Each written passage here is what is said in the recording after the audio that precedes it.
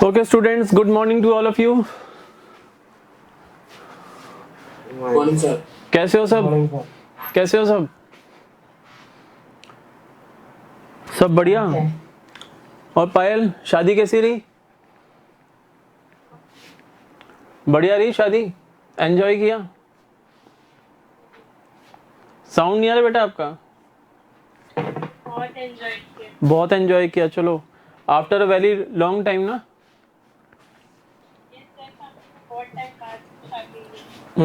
चलो। अब accounting equation का देखना बेटा, क्या करोगी तुम? वैसे तो इजी है चैप्टर। अकाउंटिंग टर्मिनोलॉजी आपने सीखी हुई है, अकाउंटिंग टर्मिनोलॉजी तो आपने सीखी हुई है ही, तो समझ में आ जाएगा सच कुछ। ये कौन है भाई? Who is this 111? Good morning sir. Sir मैं वंशु। ओके बेटा, अपने नेम से एंटर हुआ करो, ये कंफ्यूजिंग हो जाता है। सर मैं दूसरे मोबाइल से क्लास ली है। बेटा ये स्कूल के रूल्स के अगेंस्ट है। ऑलरेडी एक स्कूल में केस हो चुका है जो मैं डिस्कस नहीं करना चाहता यहाँ पर। तो कम से कम एक जेन्युइन नाम से एंटर हुआ करो क्लास के अंदर, ठीक है ना? Okay sir. नेम चेंज कर लो ना इसमें, गूगल मीट पे अपना नेम ही तो चेंज करना है। गूगल मीट की प्रोफाइल पे जाके नेम चेंज कर लो, उसमें क्या प्रॉब्लम है? ठीक है ना? तो चलो स्टार्ट करते हैं। हम थे इलिस्ट्रेशन नंबर 12 पे। लास्ट क्लास के अंदर हमने कंप्लीट नहीं किया था। अगेन हम from the very beginning start करेंगे उसी क्वेश्चन को। Illustration number 12 on page number 6.16। On page number 6.16 हम चैप्टर कर रहे हैं अकाउंटिंग इक्वेशन। चैप्टर नेम है अकाउंटिंग इक्वेशन। और वंश, क्लास में बहुत अब्सेंट हो रहे हो बेटा आप। मैं बता रहा हूँ ये टॉपिक्स पकड़ में नहीं आ पाएंगे बाद में। आप लोगों का कोर्स बहुत लेंदी है, अकाउंटेंसी का कोर्स इतना छोटा नहीं है कि आप लोग सोचो कि बाद में हम रिकवर कर लेंगे इस चीज़ को। बहुत ज़्यादा तुम्हारी एब्सेंट हो रही हैं। चलो स्टार्ट करते हैं। Illustration number 12 point number A. PDF में देखो अपनी बुक्स ले ली क्या सबने? बुक्स ले ली है सबने? सर हमारी आज आ जाएगी। आज आ जाएगी। एंड अदर हमारी भी आज आ जाएगी। Very good. Other students? Yes sir, आज आ जाएगी। बेटा ये शुभो के साथ भी शेयर कर लेना जो भी डिटेल्स हैं बुक से रिलेटेड, ठीक है ना? Yes sir. और सब बुक्स अरेंज कर लो ताकि ये पीडीएफ से आप लोगों को कम से कम पढ़ना पड़े। मैं नहीं चाहता आप लोगों का स्क्रीन टाइम ज़्यादा हो। आप क्लासेस भी ऑनलाइन ले रहे हैं क्योंकि गवर्नमेंट के रूल्स हैं अभी, तो जो भी इंस्ट्रक्शंस है गवर्नमेंट के उसके अकॉर्डिंग आपको ऑनलाइन ही लेनी है। और फिर अगर आप बुक का जो मटेरियल है वो भी अगर स्क्रीन के थ्रू पढ़ेंगे तो आईज बहुत वीक हो जाएंगी, और मैं नहीं चाहता किसी बच्चे की आईज वीक हो। तो बेटर है कि जहां अपन बुक से पढ़ सकते हैं वहां तो हम बुक्स मैनेज कर लें, वो बेटर है आप लोगों के लिए। तो चलो illustration number 12 point A. Surendra Mohan started business on 1st of April 2019 with capital of rupees 7,50,000। 1st of April 2019 को कैपिटल बैलेंस बता रहे हैं। कैपिटल से कौन सी कितनी कैपिटल से स्टार्ट किया business? 7,50,000। Business started by Surendra Mohan on 1st of April 2019 with a capital investment of rupees 7,50,000। अच्छा, जो न्यू स्टूडेंट हैं शुभोपाल, बेटा आप है ना स्कूल से अगर आपको वीडियोस मिल जाते हैं तो आप फर्स्ट चैप्टर बाद में पढ़ना, that is meaning and objectives of accounting. वो चैप्टर आप बाद में पढ़ना। आप पहले सेकंड चैप्टर पढ़ना। सेकंड चैप्टर है अकाउंटिंग टर्मिनोलॉजी, या हम उसको बोलते हैं बेसिक अकाउंटिंग टर्म्स। किसी भी बच्चे ने अगर अर्लियर मेरी क्लासेस नहीं ली हैं तो ध्यान रखना, फर्स्ट चैप्टर के वीडियोस बाद में देखना। आप टॉपिक स्टार्ट करोगे बेसिक अकाउंटिंग टर्म से, बेसिक अकाउंटिंग टर्म से। एंड पायल, आप भी अकाउंटिंग इक्वेशन के वीडियोस के रिगार्डिंग बात करो स्कूल के अंदर कि आपको अवेलेबल हो जाएंगे क्या, ठीक है ना? सर आप कौन सा चैप्टर पढ़ा रहे हो सर? अभी हम अकाउंटिंग इक्वेशन पढ़ रहे हैं बेटा। अकाउंटिंग बुक से? बेटा हम दो बुक से पढ़ रहे हैं, एक तो है एनसीईआरटी और दूसरी है डीके गोयल। इन दो बुक्स को हम मिक्स करके पढ़ रहे हैं। तो अकाउंटिंग इक्वेशन डीके गोयल में है चैप्टर नंबर 6 और एनसीईआरटी के अंदर है चैप्टर नंबर 3 का एक पार्ट। ये चैप्टर नंबर 3 का ये एक पार्ट है एनसीईआरटी के अंदर। क्लियर है ना? ओके ठीक है ना? दोनों ही बुक्स आप लोगों के पास होनी चाहिए। जैसे जैसे आप लोगों की जैसी भी पोजीशन हो घर में, उसके अकॉर्डिंग आप मैनेज कर लेना। नए साल के एडिशन को वेट करने की जरूरत नहीं है। डीके गोयल की बुक का न्यू एडिशन नहीं आने वाला इस साल। लास्ट ईयर की बुक ही as it is current year में अप्लाई हो रही है। तो अगर सेकेंड हैंड किसी से मैनेज होती है तो परचेज कर लो, परचेज कर लो। ठीक है ना? यहाँ पर लास्ट ईयर के बच्चों के पास डीके गोयल है, उनसे कांटेक्ट करके आप खरीद सकते हो बुक्स। हाँ बोलो। सर, आपने जो बुक के दोनों पार्ट दे दिए थे सर, वो दोनों लेने हैं? बेटा पहले फर्स्ट पार्ट ले लो, सेकंड पार्ट बाद में ले लेना। पहले फर्स्ट पार्ट ले लो, सेकंड पार्ट बाद में ले लेना। Okay sir. लेने तो दोनों ही है, सिलेबस में तो दोनों ही है आपके। ठीक है ना? चलो, यहाँ पर उन्होंने बिजनेस स्टार्ट किया सुरेंद्र मोहन ने विद कैपिटल इन्वेस्टमेंट ऑफ ₹7,50,000 और एक पंजाब नेशनल बैंक से पीएनबी से लोन लिया है। Loan from PNB worth ₹2 lakh. 2 lakh का लोन लिया है हमने। ठीक है ना? ये बिजनेस स्टार्ट हुआ तब की पोजीशन है, तब की पोजीशन है। ऑन 31 मार्च 2020 यानी ये ईयर एंड हो गया, आफ्टर 12 मंथ्स है। हमारा फाइनेंशियल ईयर स्टार्ट होता है 1 अप्रैल 2019 को, तो it will and on 31 March of the succeeding year, that is 2020। तो यहाँ पर आपका फाइनेंशियल ईयर क्लोज हो रहा है। 31 मार्च 2020 की वो डिटेल दे रहा है कि इस डेट के ऊपर हमारी असेट्स थी वर्थ ₹15 लाख, वर्थ ₹15 लाख। ठीक है? क्वेश्चन में अब वो रिक्वायरमेंट कह रहा है कि find out his capital on 31 March 2020 and profits made और losses incurred during the year 1920। हमें इस डेट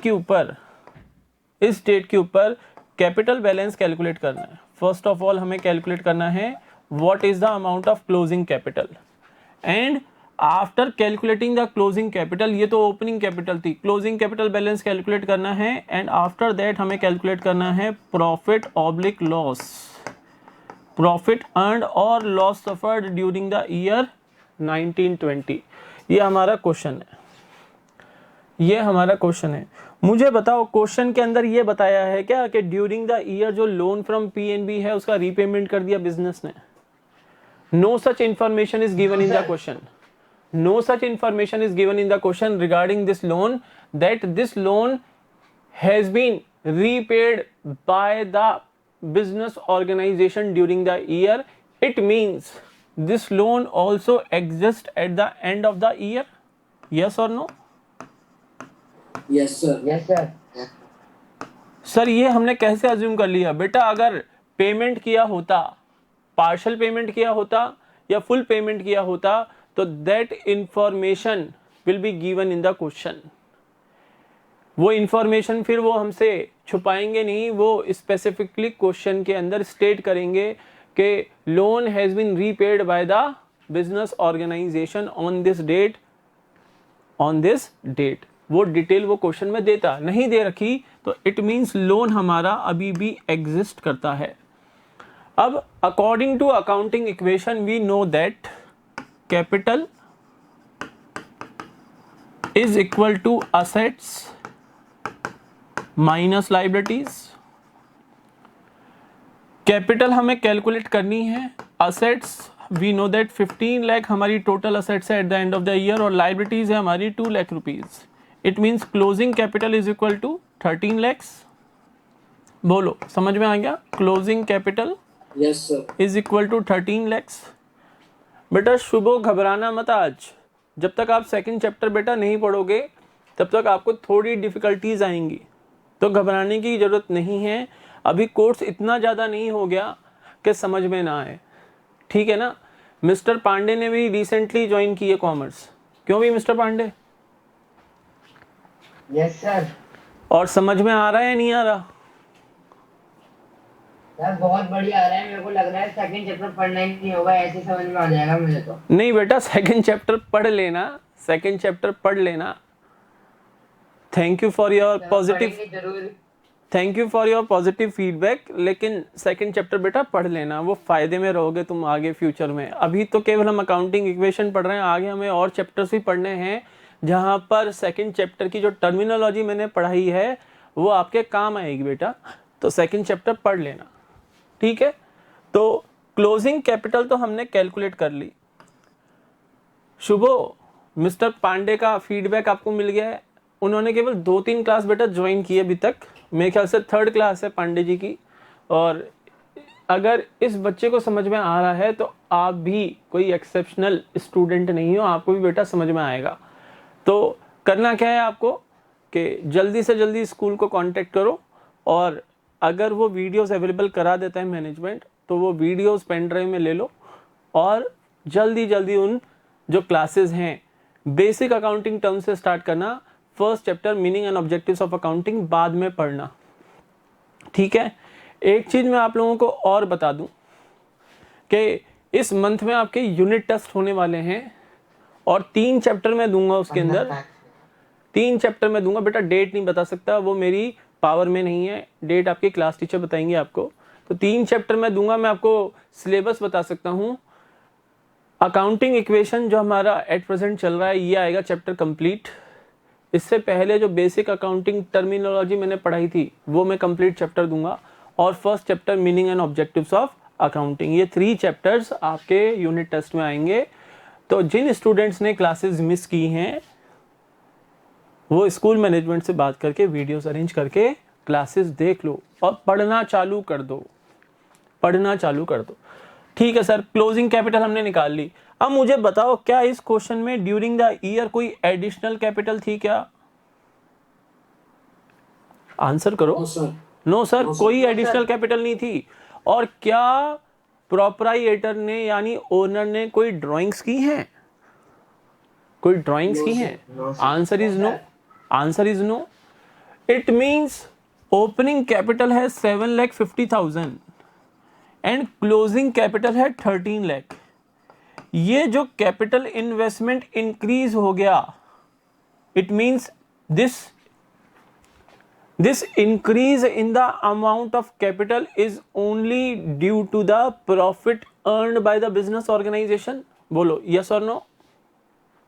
यस सर। देखो बेटा, सेकंड चैप्टर में मैंने आपको पढ़ाया था कि एक प्रोप्राइएटर जब बिजनेस में इन्वेस्टमेंट करता है, जब बिजनेस में अमाउंट इन्वेस्ट करता है तो बिजनेस के पास आता है एक तो कैश और एक कैपिटल।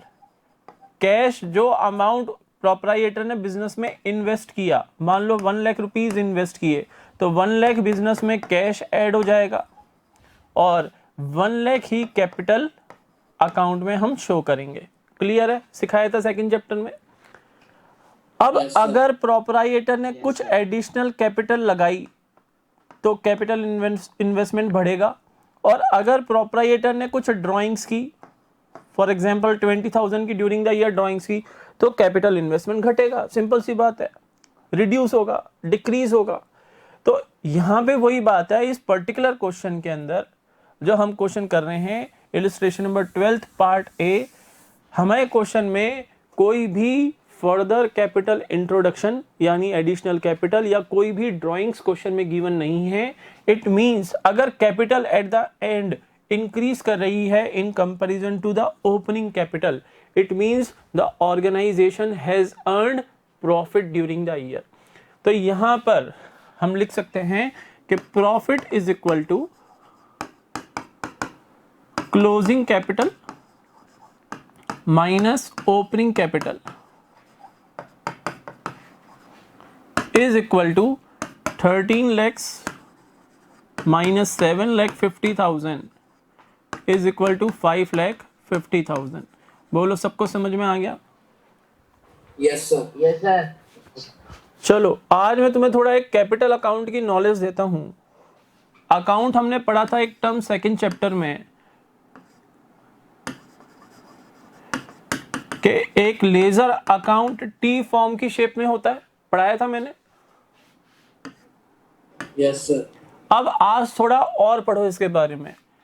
इसकी जो लेफ्ट हैंड साइड होती है उसको हम बोलते हैं डेबिट साइड और राइट हैंड साइड को बोलते हैं हम क्रेडिट साइड। डेबिट को DR डॉट से हम डिनोट करते हैं और क्रेडिट को CR डॉट से, ठीक है। कैपिटल अकाउंट क्योंकि बिजनेस की इंटरनल लायबिलिटी है, इंटरनल लायबिलिटी है, तो लायबिलिटी अकाउंट के होते हैं क्रेडिट बैलेंसेस, क्रेडिट बैलेंसेस। आज थोड़ा इस बारे में मैं आपको सिखाऊंगा।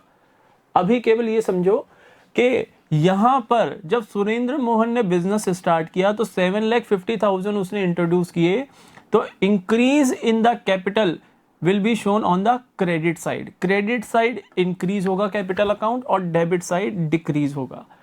इतना याद रहेगा आप लोगों को? Yes sir. इंक्रीज किस साइड होगा? क्रेडिट साइड, और डिक्रीज किस साइड होगा? Debit side. तो 7,50,000 इंट्रोड्यूस किए तो कैपिटल अकाउंट इंक्रीज किया। ओके सर, मान ली आपकी बात। अब अगर एडिशनल कैपिटल लगाएगा तो बोलो यहां लिखेंगे ना, क्योंकि एडिशनल कैपिटल से कैपिटल इंक्रीज होगी। यस और नो? Yes sir. अगर ईयर के दौरान, अगर ड्यूरिंग द ईयर ऑर्गेनाइजेशन को प्रॉफिट होंगे तो प्रॉफिट किसको मिलता है? प्रोप्राइटर को मिलता है, ओनर को मिलता है। तो प्रॉफिट भी क्रेडिट साइड में आएंगे क्योंकि इससे कैपिटल इन्वेस्टमेंट बढ़ेगा। यस और नो? Yes sir. अगर ड्यूरिंग द ईयर ओनर ने ड्राइंग्स की हैं तो ड्राइंग्स डेबिट साइड में आएंगी क्योंकि drawings will reduce the amount of capital. Yes sir, ठीक है। और अगर दो चीजें हो सकती हैं, या तो हमें प्रॉफिट्स होंगे या हमें लॉसेज होंगे। अगर लॉस होते हैं तो लॉस हम डेबिट साइड में लिखेंगे क्योंकि उससे कैपिटल इन्वेस्टमेंट डाउन होगा, ठीक है ना? Yes sir. अच्छा, अब मुझे बताओ, अब अकाउंटिंग में क्या करते हैं मैं बताऊंगा, आप नहीं बताओगे ये चीज।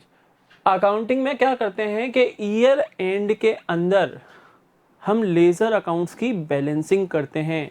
एक प्रोसेस जो मैंने अकाउंटिंग प्रोसेस आपको सिखाया था उसमें हमने पढ़ा था ना, समराइजेशन, क्लासिफिकेशन के बाद समराइजेशन, के all the ledger accounts at the end of the year are balanced and on the basis of balances of all the ledger accounts we prepare trial balance।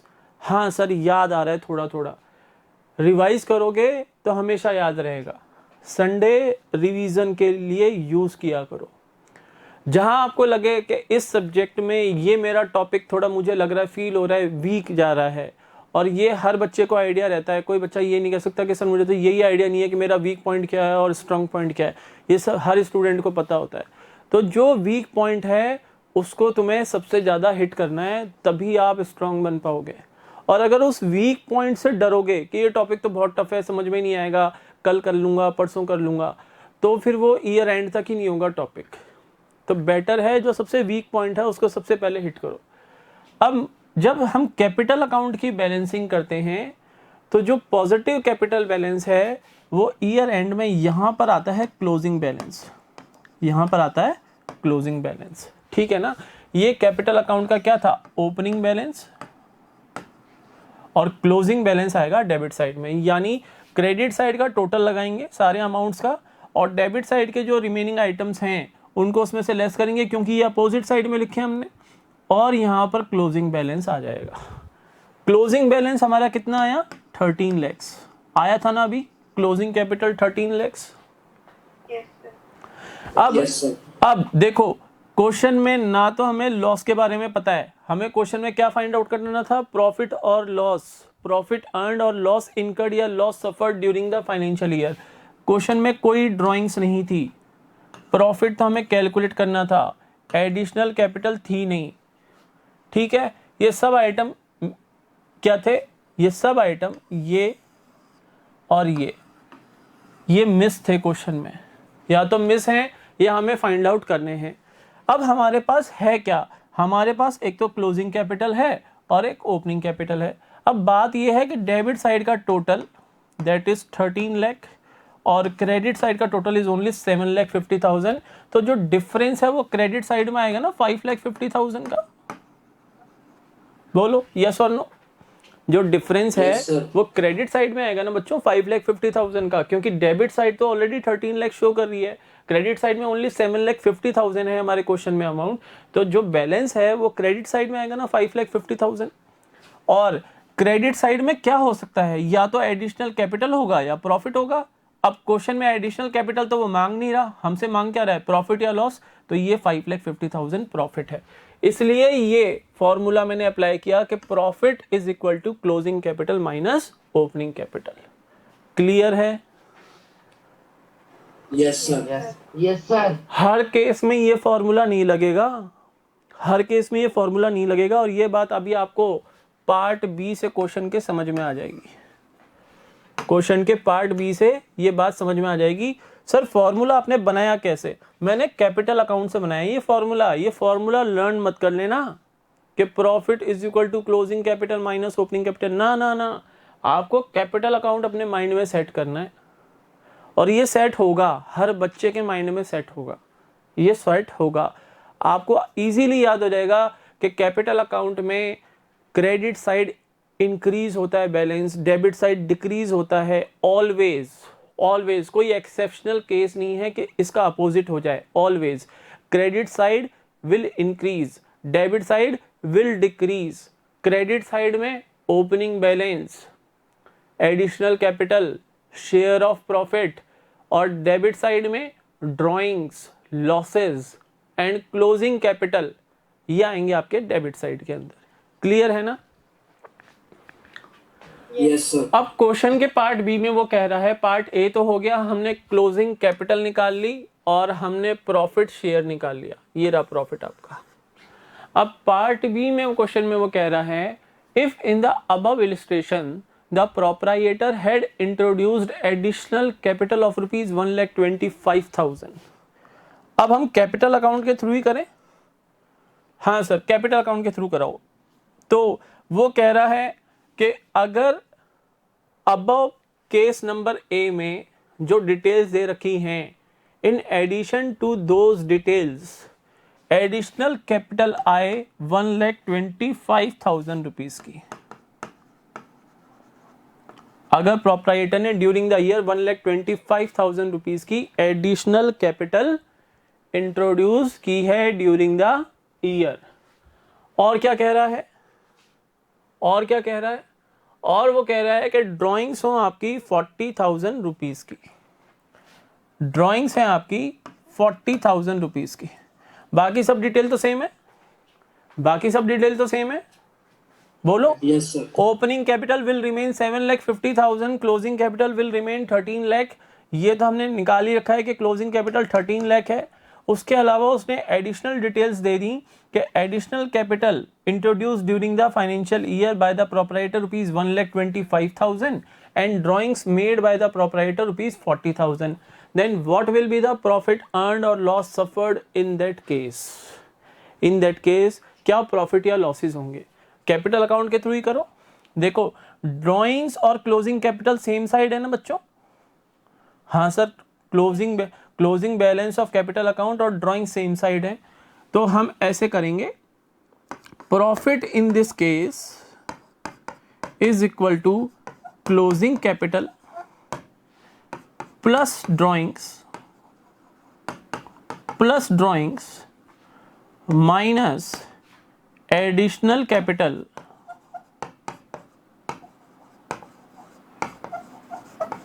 And minus opening capital, क्योंकि ये दोनों opposite side में है, क्योंकि ये दोनों opposite side में है।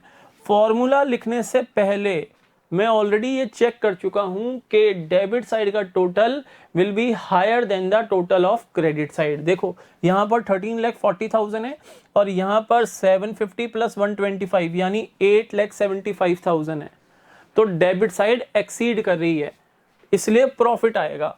क्लोजिंग कैपिटल 13 लाख, ड्राइंग्स 40,000, तो 13,40,000 एंड माइनस 8,75,000।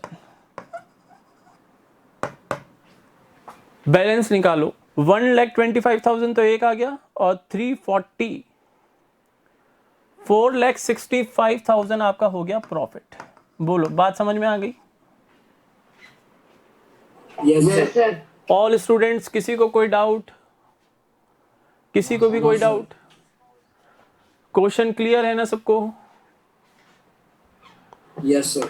चलो नेक्स्ट क्वेश्चन, इलिस्ट्रेशन नंबर 13।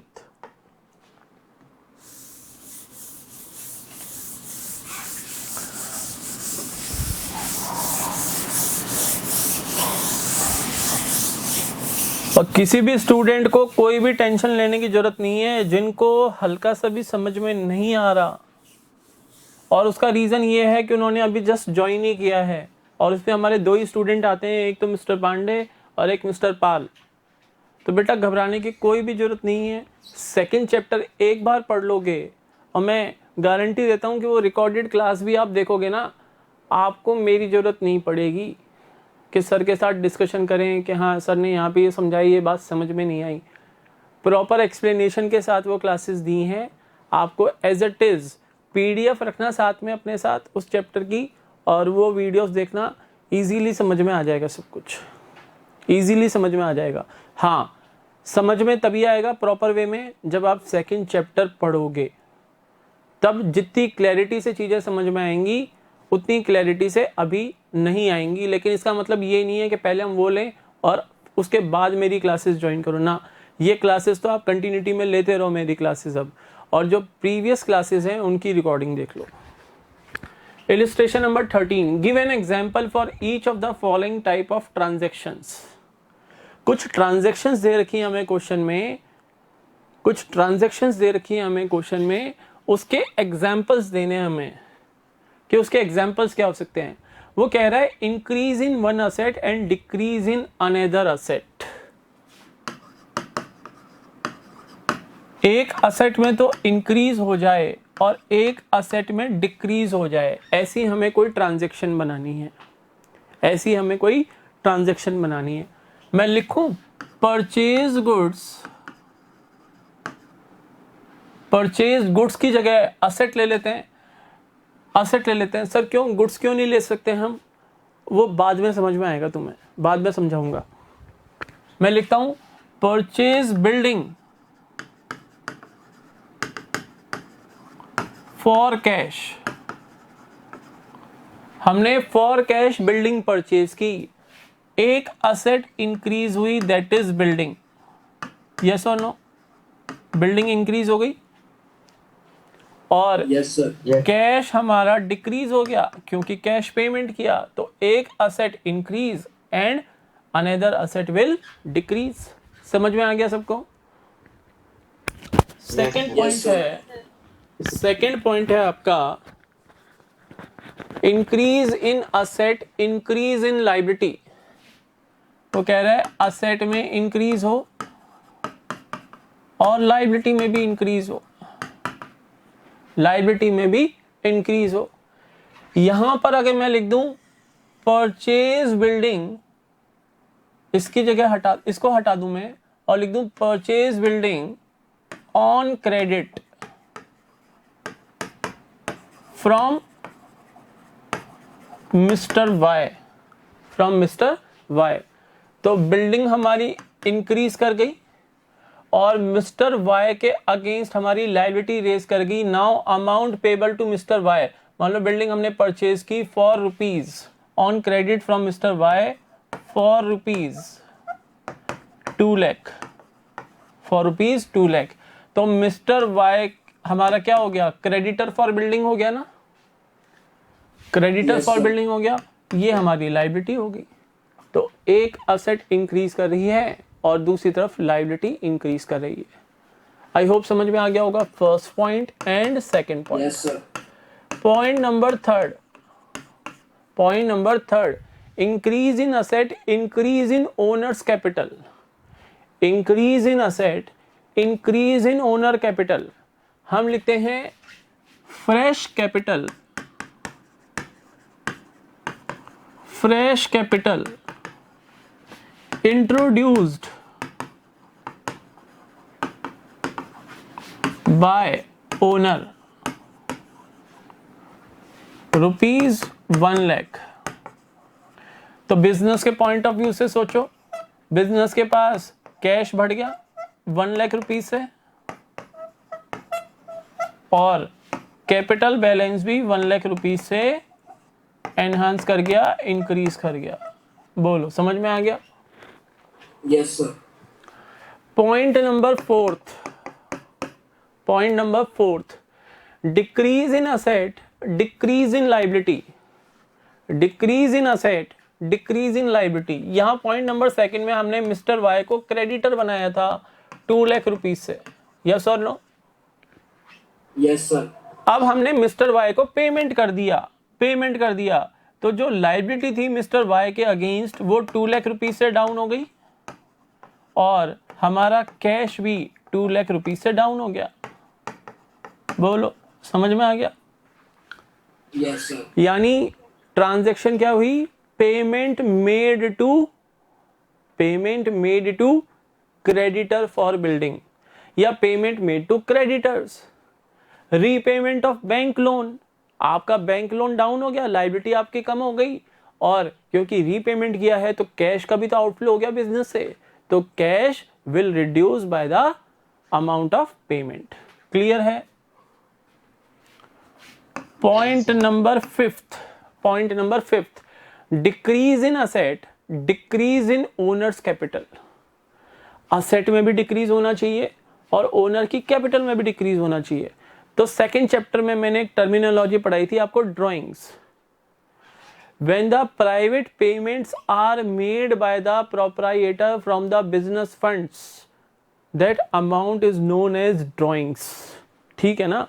तो ओनर ने अपने घर के इलेक्ट्रिसिटी बिल जो कि 5000 रुपीज का था, उसका पेमेंट बिजनेस फंड्स में से किया, तो हम लिखेंगे drawings made by the proprietor 5000 rupees.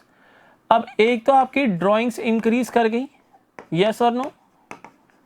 Drawings increase कर गई 5000 से, और कैश आपका डिक्रीज कर गया 5000 रुपीज से। सर यहां तो ड्रॉइंग्स इंक्रीज हुई। अरे बेटा, अगर ड्रॉइंग्स इंक्रीज होगी तो कैपिटल डाउन होगी या नहीं होगी? ड्रॉइंग्स मैंने कैपिटल अकाउंट में कहां दिखाई थी? डेबिट साइड में दिखाई थी ना? अभी आज की क्लास में ही कैपिटल अकाउंट पढ़ाया था। अब ये चीजें तुम्हें धीरे धीरे याद होंगी, टेंशन लेने की जरूरत नहीं है। भूल भी गए तो कोई बात नहीं, कोई यहाँ पर कोई क्राइम नहीं कमिट कर दिया तुम लोगों ने कि अभी अभी पढ़ाया था और अभी भूल गए। कैपिटल अकाउंट में हमने डेबिट साइड में ड्राइंग्स लिखी थी। डेबिट साइड में ड्राइंग्स लिखने का मतलब है कि ड्राइंग से कैपिटल बैलेंस रिड्यूस होता है, यस और नो? Yes sir.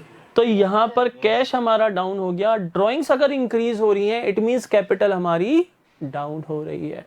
बात आ गई बेटा समझ में? तो इसी के साथ आपका इलिस्ट्रेशन नंबर 13 भी कंप्लीट होता है। चलो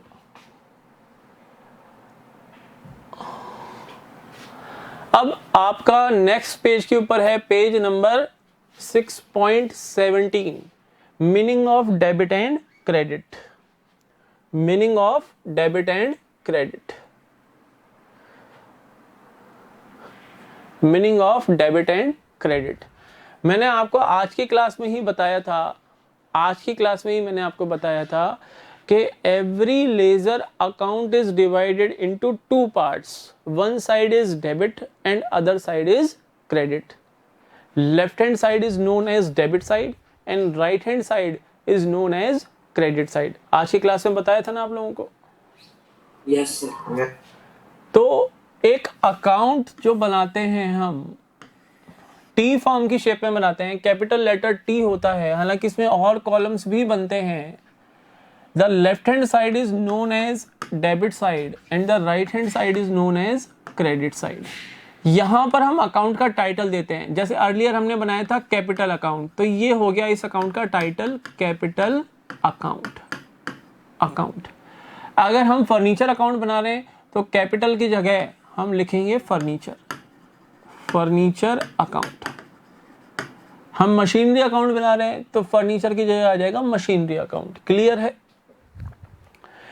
तो Yes, sir. जब भी कोई फाइनेंशियल ट्रांजैक्शन बिजनेस में होती है, whenever any financial transaction incurred in the business organization, then on the basis of that financial transaction we will identify the accounts which have been affected by that financial transaction। जब भी कोई financial transaction business में होगी तो सबसे पहले हमारी duty क्या है, बीइंग एन अकाउंटेंट, कि हमें ये देखना पड़ेगा कि कौन कौन से अकाउंट उस ट्रांजैक्शन से अफेक्ट हुए हैं। नो डाउट एटलीस्ट 2 अकाउंट्स तो अफेक्टेड होंगे ही होंगे, एटलीस्ट 2 अकाउंट्स तो अफेक्टेड होंगे ही होंगे। जैसे प्रोप्राइटर ने बिजनेस में इन्वेस्ट किए 1 लाख रुपीज, तो बिजनेस के पास एक तो आया कैश 1 लाख रुपीज का, और दूसरा अकाउंट हो गया आपका कैपिटल अकाउंट जो कि रेस कर गया, इंक्रीज कर गया 1 लाख रुपीज से। तो ये 2 अकाउंट्स आएंगे। तो ध्यान रखना एटलीस्ट 2 अकाउंट्स तो आएंगे ही आएंगे ईच फाइनेंशियल ट्रांजैक्शन में, कम से कम 2 अकाउंट तो अफेक्टेड होंगे ही होंगे। तो एक अकाउंट डेबिट होगा और दूसरा अकाउंट क्रेडिट होगा, तभी आपकी जर्नल एंट्री कंप्लीट होगी। 1 account will be debited and the other account will be credited with the same amount, only then your journal entry will complete. बात आ गई इतनी समझ में? Yes, sir. तो देखो बुक में meaning of debit and credit, all accounts are divided into 2 sides. The left side of the account is known as debit side and the right side of an account is known as credit side। in the abbreviated form यानी in short form, debit को हम लिखते हैं dr dot और credit को हम लिखते हैं cr डॉट। क्लियर है? For example Yes, sir. the transactions relating to cash are recorded in an account entitled cash account। Cash account से रिलेटेड जितनी भी ट्रांजैक्शंस होंगी वो हम कैश अकाउंट में क्या करेंगे, अक्यूमुलेट करेंगे, वहां पर उसको इकट्ठा करेंगे, ताकि on any date if we want to know our cash balance तो हमें कैश अकाउंट विजिट करना पड़े। कैश अकाउंट विजिट करके हम देख लेंगे कि हमारा at present cash balance business में कितना है। हमें देखना है हमारे फर्नीचर कितना है, फर्नीचर अकाउंट का हमारा बैलेंस कितना है, तो फर्नीचर अकाउंट विजिट करो और बैलेंस देख लो। सर ये बैलेंस हम जर्नल बुक में जाके भी तो चेक कर सकते हैं। बेटा देखो ड्यूरिंग द ईयर कैश से रिलेटेड कितनी ट्रांजैक्शंस होती होंगी बिजनेस में। सर हम तो अज्यूम भी नहीं कर सकते। एक जो बड़ा बिजनेस ऑर्गेनाइजेशन है, बिग बिजनेस ऑर्गेनाइजेशन है like Reliance industries, D mart, ये बिग बिजनेस ऑर्गेनाइजेशंस हैं, इनमें तो lakhs of transactions per day हो जाती हैं कैश बेसिस पे या चेक बेसिस पे। तो इन ऑर्गेनाइजेशंस के अंदर अगर आप जर्नल एंट्रीज के बेसिस पे बैलेंस चेक करने की कोशिश करोगे तो that is near about impossible. उसके लिए आपको cash and bank account he visit करने पड़ेंगे, क्योंकि वहां पर ऑल कैश ट्रांजैक्शंस क्या हो जाती हैं, एक्यूमुलेट होती हैं, इकट्ठी होती हैं, सेम नेचर की हैं इसलिए। ठीक है ना? तो इसलिए अकाउंट बनाए जाते हैं ताकि किसी भी पर्टिकुलर आइटम से रिलेटेड आपको ऑल डिटेल्स देखनी है, जो कि ड्यूरिंग द फाइनेंशियल ईयर हमने उस अकाउंट से रिलेटेड जितनी भी ट्रांजैक्शंस की हैं उनको हम एक जगह पर अक्यूमुलेट करते हैं, इकट्ठा करते हैं, क्योंकि वो सेम नेचर की ट्रांजैक्शंस हैं। तो कैश से रिलेटेड कैश अकाउंट में, बैंक से रिलेटेड बैंक अकाउंट में, फर्नीचर से रिलेटेड सारी ट्रांजैक्शंस जो हमने ड्यूरिंग द ईयर की हैं वो फर्नीचर अकाउंट में हम क्या करते हैं, एक्यूमुलेट करते हैं। क्लियर है सबको? तो ये फॉर्मेट बना रखा है उसने। यहां पर अभी भी उसने केवल दोनों साइड 2-2 कॉलम बनाए हैं, क्योंकि अभी वो डिटेल आपको नहीं देना चाह रहा। एक तो उसने कॉलम बनाया पर्टिकुलर्स का और दूसरा कॉलम बनाया है अमाउंट का। Particulars amount, particulars amount. Sir और कितने कॉलम आते हैं? टोटल 4 कॉलम्स होते हैं ऑन ईच साइड, यानी एक लेजर अकाउंट में टोटल 8 कॉलम्स बनेंगे कंप्लीटली। अभी हमने केवल 4 कॉलम्स देखे हैं। particulars amount on both the sides. The above account resembles English capital letter T. As such, it is often called T-shape account. An account is abbreviated as like this. ये habit मत डाल देना, small a बनाने की habit मत डालना, ये है ऐसे एब्रीविएट करोगे, नॉट लाइक दिस. क्लियर है ना? Yes, sir. अब हम बहुत ही इंपॉर्टेंट टॉपिक पढ़ने वाले हैं बच्चों. Very very very important, rules of debit and credit.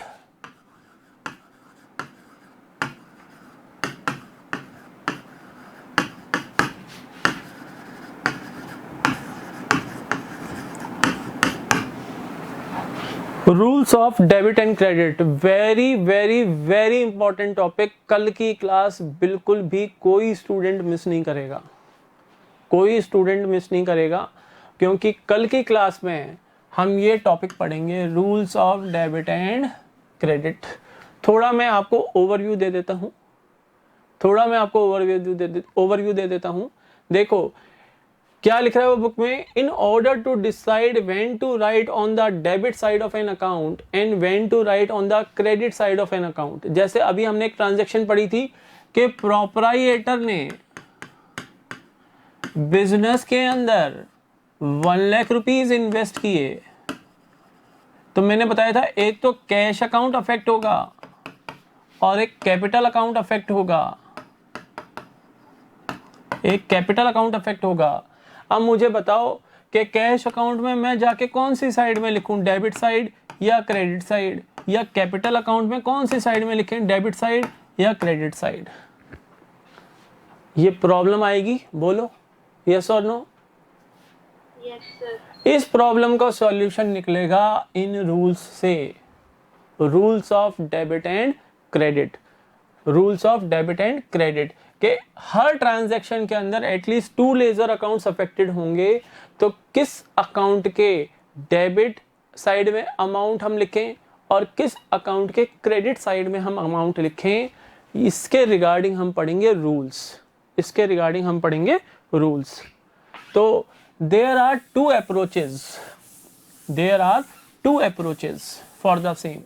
यानी ये जो रूल्स हमने बनाए हुए हैं डेबिट एंड क्रेडिट के अकाउंटेंसी के अंदर, 2 अप्रोचेज हमारे पास हैं या 2 मेथड्स बोलो आप हमारे पास हैं.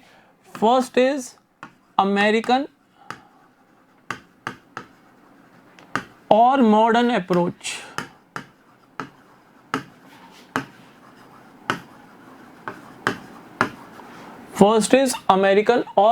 Approach. And second is traditional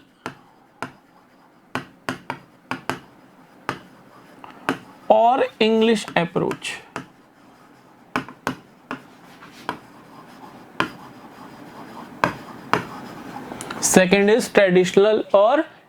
approach. इसी ट्रेडिशनल और इंग्लिश अप्रोच को हम बोलते हैं और डबल एंट्री सिस्टम.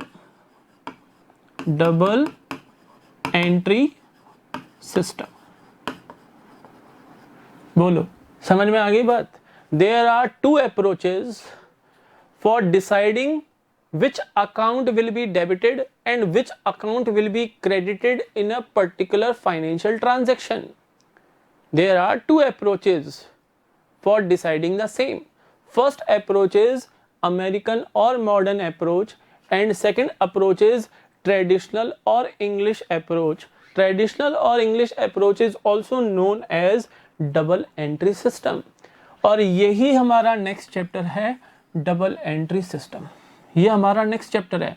यानी इस चैप्टर का जो रिमेनिंग पार्ट है, जो हम चैप्टर पढ़ रहे हैं अकाउंटिंग इक्वेशन, उसमें हम पढ़ेंगे अमेरिकन और मॉडर्न अप्रोच. और नेक्स्ट चैप्टर में हम पढ़ेंगे, जो कि चैप्टर का नाम है डबल एंट्री सिस्टम, उसमें हम पढ़ेंगे ट्रेडिशनल और इंग्लिश अप्रोच. क्लियर है बच्चों? Yes, sir. सर. तो बस आज के लिए बच्चों इतना ही. ये अमेरिकन और मॉडर्न अप्रोच हम पढ़ेंगे कल की क्लास में. वेडनेसडे ये चैप्टर हमारा कंप्लीट हो जाएगा. Wednesday our chapter will be complete. Okay, bye to all of you. Yes, sir. Have a you, nice sir. day. Have a nice day. Welcome beta, welcome.